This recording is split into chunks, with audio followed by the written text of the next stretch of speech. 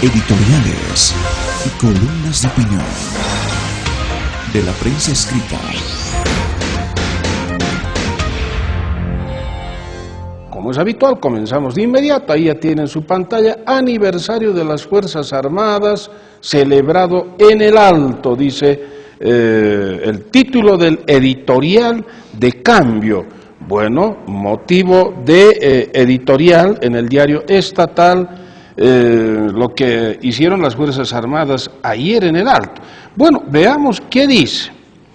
El desfile militar realizado ayer en la ciudad de El Alto puede ser considerado como un hecho histórico, ya que hace apenas 16 años, durante el gobierno de Gonzalo Sánchez de Lozada y Carlos Mesa, el pueblo alteño salía a las calles para ofrecer su pecho a las balas disparadas por los uniformados en un clima muy cercano a la guerra civil.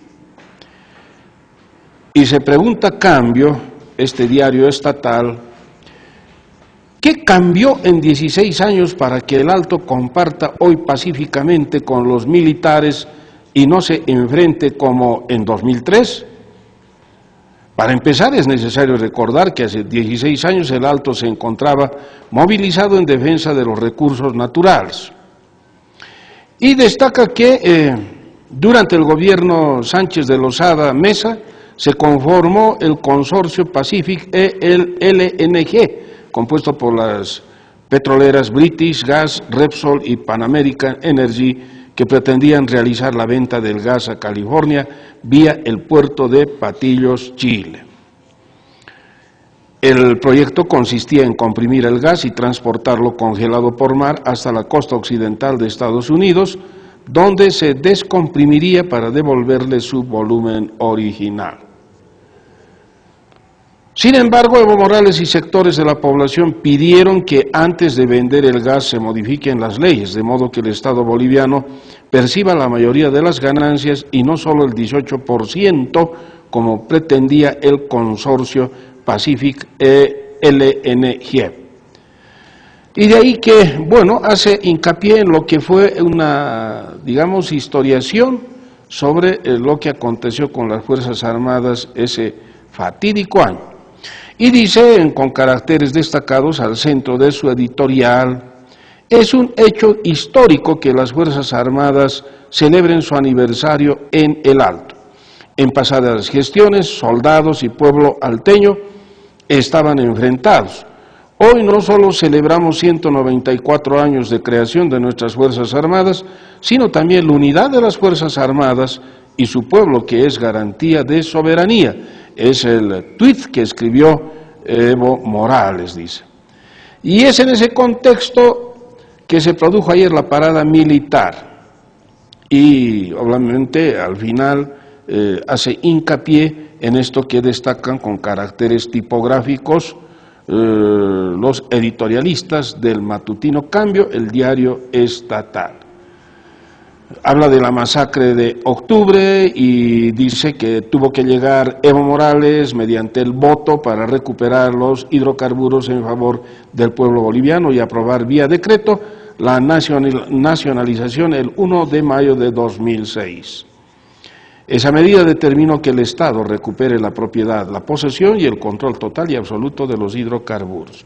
Bueno, muchos dirán, no deja de ser cierto, pero en lo que lo referente, también habrá quienes retruquen aquello de que desde el año 2003 estaban virtualmente enfrentados Fuerzas Armadas y pueblo alteño. Vamos a recordar nuevamente lo que señalan efectivamente. Entonces, por cada $100 percibidos por el gas, apenas $18 se destinaban al Estado boliviano y los restantes 82 eran la ganancia de las petroleras extranjeras. Y en octubre de 2003 el país se encontraba totalmente paralizado e incomunicado por las protestas. Y dice, es un hecho histórico que las Fuerzas Armadas celebren su aniversario en el Alto. En pasadas gestiones, soldados y pueblo alteño estaban enfrentados. Que se sepa, luego del año 2003, del denominado Octubre Negro, bueno, pasó aquello y todo era normal, siempre cumplieron sus actos cívicos las Fuerzas Armadas, en fin, no estaban enfrentados totalmente soldados y pueblo alteño. Pero, de todas maneras, usted tendrá su propio criterio, usted en última instancia es el que dice si esto evidentemente es así. Vamos con la caricatura de cambio, ahí está. Se ve a dos niñitos, dicen, tenemos una economía sana, fuerte y sólida. Sí, grita la pequeñita, y Bolivia está caminando ahí con buen dinero, diríamos, ¿no? Con bolivianos. Y está, en todo caso, la economía muy bien, como también mucha gente dirá, sí, económicamente marchamos bien. Hay quienes dicen, dirán, bueno, esto es lo otro, no es lo otro, en fin, usted tiene su propio criterio. Nosotros simplemente le reflejamos estos editoriales. Vamos con página 7. Panamericanos, más elefantes blancos. ¿A qué se refiere? Indudablemente al deporte, a lo que está pasando en Lima, Perú, que fue una delegación boliviana a esta competencia panamericana. Hace mucho rato ya escribí que lamentablemente el país no está para Juegos Panamericanos, porque siempre saldrá, si no es último, entre los últimos. ¿Por qué? Por la falta de ayuda al deporte. Quienes se destacan es a título individual, lo habíamos dicho, eso sí no es desconocido para nadie. Ahora se pretende hacer algo con un programa en el que últimamente han incorporado a unos 100 nuevos jóvenes, en fin, pero eso es poco. Hay que recordar lo que hizo justamente Venezuela por la década de los 70, cuando trajo técnicos para todos los deportes de Estados Unidos, de Japón, de los países desarrollados en el deporte, pero no los trajo por un añito, por 6 meses, 2 añitos, los trajo por 5 años mínimo, y en todos los deportes se empezó a progresar, y desde entonces se levantó el deporte venezolano, que hasta esas décadas, el 70, hasta los Juegos Bolivarianos del 77, solo tenía una medalla olímpica y una de bronce, la de don Arnoldo de Bonich en el atletismo, en el salto con garrocha, si mal no recuerdo. Pero a partir de eso, ¿cuántas medallas panamericanas logró Venezuela? Algunas olímpicas, incluso así sean de bronce, arrasó en bolivarianos, arrasó en otros juegos. Bueno, esa es otra historia. Entonces, vea que se tiene que hacer con profundidad. Pero, ¿qué dice página 7? Lo dicho es algo... acotamos nosotros, ¿para qué? Para coadyuvar a que indudablemente se cambie el manejo del deporte. Bueno, página 7 dice, en los últimos días se produjeron 2 noticias que destacan por su contraste. Por un lado, el presidente de Paraguay, Mario Abdo Benítez, expresó que su país no postulará a la realización de los Juegos ODESUR y que el dinero que se hubiera destinado en ellos, unos 60 millones de dólares, servirán para la mejora del Hospital Obrero de Asunción. En contrapartida, el presidente Evo Morales dijo que Bolivia está postulando a organizar los Juegos Panamericanos de 2027, el mayor evento deportivo de las Américas y el tercero del mundo, después de los Olímpicos y los Juegos Asiáticos. El mandatario dijo que se realizarían en Santa Cruz con una subsede en Cochabamba. La decisión del presidente paraguayo de no postular a organizar los Juegos ODESUR, por ejemplo, dice, aparece sensata, dice página 7. Aunque es importante apoyar al deporte, no se pueden disponer cientos de millones de dólares en eventos deportivos cuando las carencias en temas básicos son tan acuciantes. Además, estos grandes acontecimientos deportivos no ayudan al desarrollo del país, dice página 7. Algo que no es tan cierto también, hay que apuntarlo, ¿no? Porque la realización de estos juegos siempre ponen en la mira del mundo a cualquier país que los organiza. Y bueno, hay otro tipo de movimiento también, incluso económico. Habría que analizar, dice página 7, por ejemplo, que Bolivia, para realizar los Juegos ODESUR el año pasado, erogó 500 millones de dólares, y que según reportes de prensa, muchas de las obras construidas ya están abandonadas. 500 millones de dólares invirtieron para los Juegos Odesur del año pasado. Usted lo sabía, por eso les recomiendo siempre, lea los editoriales, las columnas de opinión, se va a enterar de muchos aspectos que quizá usted no los ha tomado en cuenta. Prosigue página 7 y dice, durante los Juegos Sudamericanos se utilizaron 38 escenarios deportivos, o sea, el año pasado, siendo 14 de ellos nuevos y el resto refaccionados. Actualmente, dice página 7, ojo, y es para que tomen en cuenta las autoridades deportivas de nuestro país, no creo que mientan los de página 7 o es un diario opositor decididamente y se opone a todo porque sí, no lo sé, pero continúo dando lectura. Dice, actualmente 16 de estos escenarios deportivos están abandonados, imagínense, 16 abandonados y cerrados, como el circuito de BMX, el Coliseo de la Coronilla, el Coliseo Casto Méndez, el estadio de atletismo y varios campos deportivos en el trópico Cochabambino. Informó Los Tiempos, dice, o sea, toma la fuente del diario Cochabambino Los Tiempos. También están cerradas las piscinas olímpicas de Cochabamba y de Villa Tunari, que se han convertido en criaderos de renacuajos. Y pese al gasto de esos 500 millones de dólares, el país ni siquiera obtuvo más medallas que en 1990, cuando compitió en Perú. O sea que tanto show y tanto dinero no sirvió de mucho, pues nuestro desempeño deportivo sigue siendo de los más bajos del continente. En los recientes Juegos Panamericanos, Bolivia estuvo otra vez en la retaguardia, solo por encima de Nicaragua, El Salvador y alguna isla del Caribe. Por todo esto no se puede entender la decisión de Morales. ¿Es que no se sabe que los estadios que mandó construir en Cochabamba están cerrados? ¿No sabe que las piscinas son usadas por ranas y no por niños o jóvenes deportistas? Bueno, y el editorial es largo, ocupa todo el espacio porque no tiene subeditorial, pero con caracteres tipográficos destacados, al centro de este editorial dice, necesitamos dejar de ser los últimos en los tableros deportivos y eso no se logra organizando millonarios campeonatos, sino apoyando a los deportistas. El gobierno, dice página 7, se caracteriza por el derroche y el despilfarro de miles de millones de dólares en obras inviables y faraónicas. Es de esperar que esta tendencia sea reconducida de una buena vez por todas. Necesitamos dejar de ser los últimos en los tableros deportivos. Y bueno, lo que ya sabe. Eso no se logra organizando millonarios campeonatos, dice, sino apoyando a los deportistas. ¿Usted qué dice? No deja de tener razón en ciertas partes, o casi en todo, pero no es tan cierto también lo que dice, estos grandes acontecimientos deportivos no ayudan al desarrollo del país.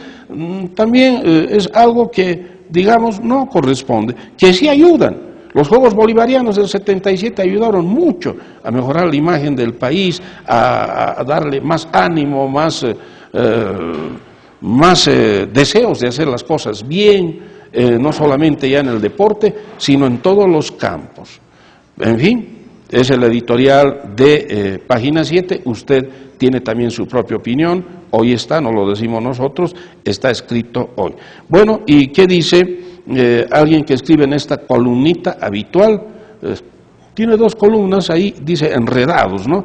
Y un señor Ricardo Aguilar, a través de Twitter, se pregunta, ¿y los helicópteros?